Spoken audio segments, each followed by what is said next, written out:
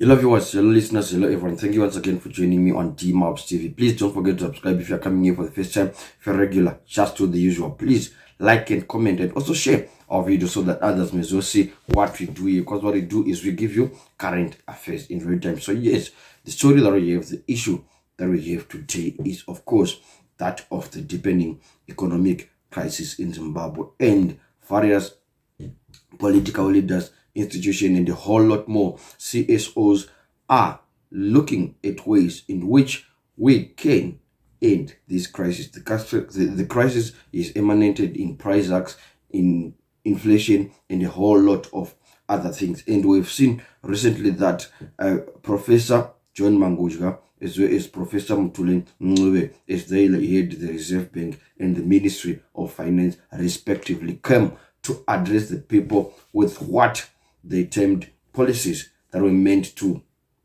bring a halt to whatever is happening in as far as inflation is concerned, in as far as price hikes is concerned. But what everyone is saying, what analysts is saying, is that what Mthuli Ncube and John Mnangagwa said just went by like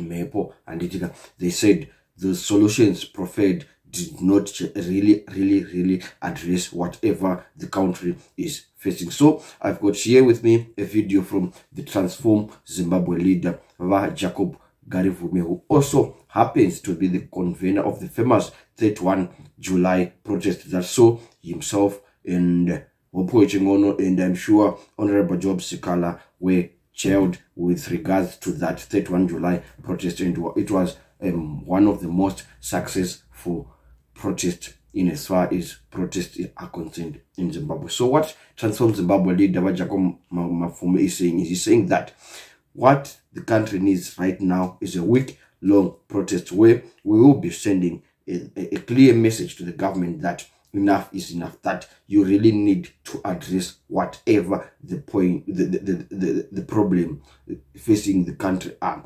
This is of course in tandem with what needs to be. He is only speaking for the people to say no, we can't be surviving like that, and till when will we survive like that? So I will leave you to watch Jacob Garivume's message, and as usual I would like you also to add your comments on whether or not protests are really helpful in Zimbabwe. Honorable Madiva. Greetings, Zimbabwe. The Zimbabwean crisis is deepening. The suffering by the people of Zimbabwe is continuing. It is getting worse by the day. And the question is, how do we deal with this challenge as citizens? You know, recently the Minister of Finance and the Reserve Bank Governor, they called for a press conference where they waffled with no clear response to the crisis. They never mentioned or tried to deal with the endemic corruption which is destroying the fabric of our economy. They've not been able to address any of the real issues that are affecting us as a people and as a nation. So basically, we are on autopilot. There's been no leadership from central government. You know, Mnangagwa and his crew members have not managed to address any of the issues that are happening in this country. So what it means as a nation is that we are on autopilot and on our own. What do we need to do? We've called for a week of protests to say, no, we need to protest and defy the situation.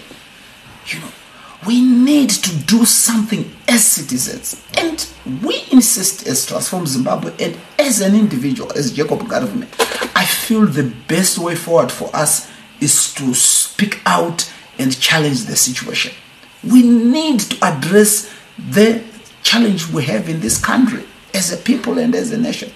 So we need a new generation of leaders who can face the challenges head on, to come up and speak against this and call for change. Change can only come if we demand for it. Because if we don't, if we continue running away from our shadows, what's going to happen? So I insist that we need to get into the streets. We need to defy this regime and the system. Defiance is the way to go. It's the way to go. There is no other way except if we are able